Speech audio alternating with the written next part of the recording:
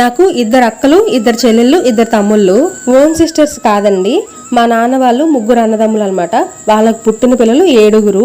వాళ్ళల్లో 5 అమ్మాయిలు, 2 అబ్బాయిలు. అందరికీ పెళ్లి అయిపోయింది. వీడి చిన్న తమ్ముడు ఇప్పుడు వీడొక్కడే ఉన్నాడు మా జనరేషన్ లో పెళ్లికి. శ్రీరామ శ్రీరస్తు శుభమస్తు కళ్యాణ మహోత్సవ శుభలగ్న పత్రిక. తమ్ముడు పెళ్లిలో పసుపు దంచే కార్యక్రమం జరుగుతుంది. పెళ్లికి ఎక్కువ టైం లేదండి, అందుకని లగ్నపత్రిక రాసిన తర్వాత రోజే పసుపు దంచే కార్యక్రమం కూడా పెట్టారు. శనివారం ఏమో లగ్నపత్రిక రాశారండి, ఆదివారం పసుపు దంచే కార్యక్రమం పెట్టుకున్నారు.